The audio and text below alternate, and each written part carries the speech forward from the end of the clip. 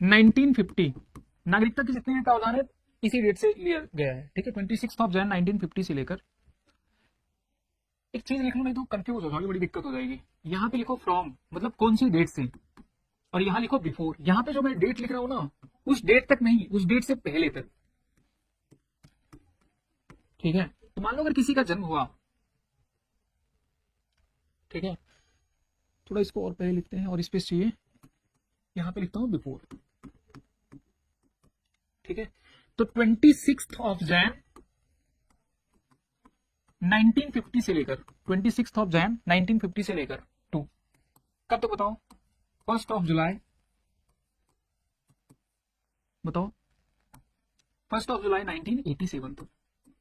जिसका जन्म हो गया भारत में वो भारत का नागरिक बन गया। कोई शर्त नहीं, कोई शर्त नहीं कि पापा हो, मम्मी हो, कौन हो, भारत का नागरिक कोई भी हो या ना हो, कोई फर्क पड़ता नहीं। भारत का नागरिक कोई हो या ना हो, कोई फर्क नहीं पड़ता, तो भारत का नागरिक है। तो इस बात का ध्यान रखना, ठीक है।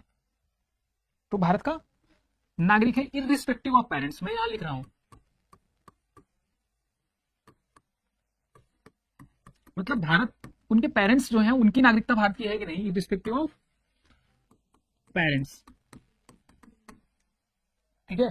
तो उनके माता पिता भारत के नागरिक हो या ना हो, लेकिन अगर किसी का जन्म 26 जनवरी 1950 से लेकर 1 जुलाई 1987 तक हुआ है तो वो क्या, भारत के नागरिक होंगे। दूसरा पॉइंट सुनो, फिर मैंने देखो, मुझे मैंने इसलिए यहाँ बिफोर लिखा है, ये यहाँ कर दो, ठीक है। 1 जुलाई तक नहीं, 1 जुलाई से पहले। मैंने क्या बोला, यहाँ बिफोर लिख देना, नहीं तो जैसे मैं गलती कर रहा हूँ वैसे आप ही करोगे। देखो सुनो,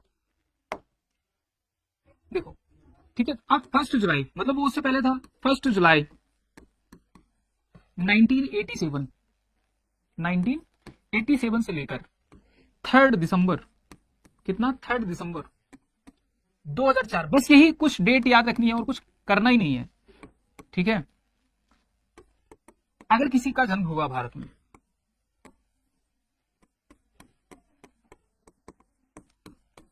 इंडियन सिटीजन, अगर, सुनो पहले बहुत ध्यान से सुनना,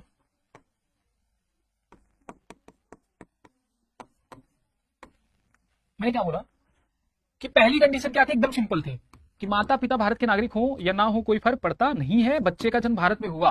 कब तक ऐसा सीन, कब तक था, जब से भारत का संविधान लागू हुआ था 26 जनवरी 1950 से लेकर 1 जुलाई 1987 तक, तब तक यही प्रावधान था कि बच्चे का जन्म भारत में हुआ तो वो भारत का नागरिक बन गया, चाहे उनके माता पिता भारत के नागरिक हो या ना हो, कोई फर्क नहीं पड़ता। लेकिन फिर इसमें संशोधन किया गया, सिटीजनशिप अमेंडमेंट एक्ट में संशोधन किया गया 1987 में। फिर क्या हुआ, 1 जुलाई 1987 से 1 जुलाई 1987 से 3 दिसंबर 2004 से पहले तक जिसका जन्म भारत में हुआ, 3 दिसंबर 2004 से पहले तक जिसका भी जन्म भारत में हुआ, ठीक है, उसके मम्मी या पापा मतलब माता या पिता में से, उसके माता या पिता में से किसी एक की भी, अगर कोई एक भी अगर भारत का नागरिक है ना, तो बच्चे को भारत की नागरिकता तब भी मिल जाती है। अब देखो इसको थोड़ा और टफ कर दिया गया, ठीक है, थोड़ा और टफ मतलब वेरी वेरी टफ कर दिया गया। क्या कर दिया गया बताओ?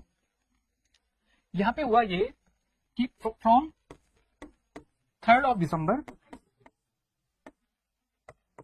बताओ, 2004, 3 दिसंबर 2004 से, ठीक है, मतलब तब से अब तक ऑनवर्ड्स में लिख दे रहा हूं। क्या दो कंडीशन हो चाहिए, या तो बोथ पेरेंट्स क्या हो, बोथ पेरेंट्स क्या है, इंडियन सिटीजन है, या तो दोनों पेरेंट्स इंडियन सिटीजन हो, या फिर दूसरी कंडीशन है कि वन इज सिटीजन, एक सिटीजन है, अदर इज नॉट, और दूसरा जो पर्सन है मतलब कि चाहे माँ या पिता, इनमें से कोई एक सिटीजन है, दूसरा other is not an illegal migrant, मतलब जो दूसरा पर्सन है वो illegal migrant, not illegal migrant, मतलब इलीगल माइग्रेंट नहीं है। इस बात का ध्यान रखना, इलीगल माइग्रेंट नहीं है। तो क्या हुआ बताओ, ठीक है, तब वो भारत का नागरिक बन सकते हैं। तो देखो लास्ट वाला एकदम टफ कर दिया है ना, ठीक है, तो लास्ट वाला एकदम टफ कर दिया है, इस बात का ध्यान रखना।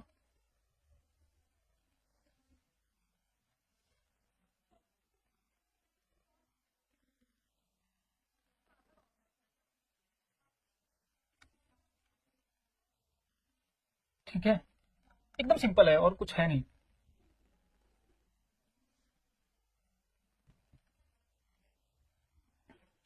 ठीक है, सुनो, ठीक है, इसको ऐसे रहने देते हैं। तो ये समझ में आया, बाई बर्थ समझ में आया, सिटीजनशिप बाई बर्थ समझ में आया नहीं आया?